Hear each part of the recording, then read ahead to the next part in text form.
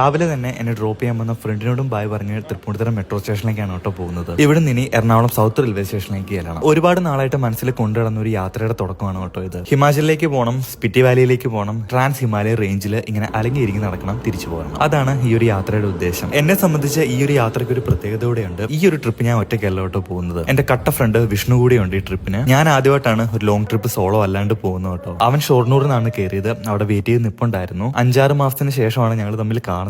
ട്രിപ്പിന്റെ പ്ലാനും കാര്യങ്ങളൊക്കെ വാട്സപ്പ് വഴിയായിരുന്നു. നമ്മൾ പോകുന്നത് ചണ്ഡീഗഡിലേക്കാണ് കേട്ടോ, നമ്മുടെ കേരള സമ്പർക്ക് ക്രാന്തി എക്സ്പ്രസിൽ. എന്റെ എല്ലാ ട്രിപ്പും പോലെ തന്നെ ഇതൊരു ബഡ്ജറ്റ് ട്രിപ്പാണ്. ബഡ്ജറ്റ് ട്രിപ്പിൽ PhD എടുത്തുകൊണ്ടിരിക്കുന്ന ആളാണ് ഞാൻ. ആ ഒരു സേവിങ് ഞങ്ങൾ ഫുഡിൽ നിന്ന് തന്നെ സ്റ്റാർട്ട് ചെയ്തിട്ടുണ്ടായിരുന്നു. ബ്രേക്ക്ഫാസ്റ്റും ലഞ്ചും ഡിന്നറും എല്ലാം ഞങ്ങൾ പാക്ക് ചെയ്ത് എടുത്തിട്ടുണ്ടായിരുന്നു. ഞങ്ങൾ എടുത്ത സാധനങ്ങൾ തമ്മിൽ കോമ്പിനേഷൻ ഉണ്ടോന്നൊന്നും അറിയത്തില്ലായിരുന്നു, പക്ഷെ എന്നാലും ഞങ്ങൾ എടുത്തിട്ടുണ്ടായിരുന്നു. പക്ഷേ ഈ ഒരു ട്രെയിൻ യാത്രയിൽ ഞങ്ങൾ പൈസ കൊടുത്ത് വാങ്ങിച്ചിരുന്ന ഒരേ ഒരു ഫുഡ് ഉണ്ട് കേട്ടോ, അത് നമ്മുടെ വടാപ്പാവാണ്. വടാപ്പാവ് ഇല്ലാത്ത ഒരു നോർത്ത് ഇന്ത്യൻ ട്രെയിൻ യാത്ര എന്ന് പറയുന്നത് ഒരു പാതി വരച്ച സർക്കിൾ പോലെയാണ്. ട്രെയിനിലെ വടാപ്പാവും ഞങ്ങൾ കൊണ്ടുവന്ന പേരക്ക ജ്യൂസും നല്ല കോമ്പിനേഷൻ ആയിരുന്നു കേട്ടോ. അപ്പോൾ നമ്മുടെ സ്പിറ്റി ട്രാവൽ സീരീസ് ഇവിടെ സ്റ്റാർട്ട് ചെയ്യണം കേട്ടോ.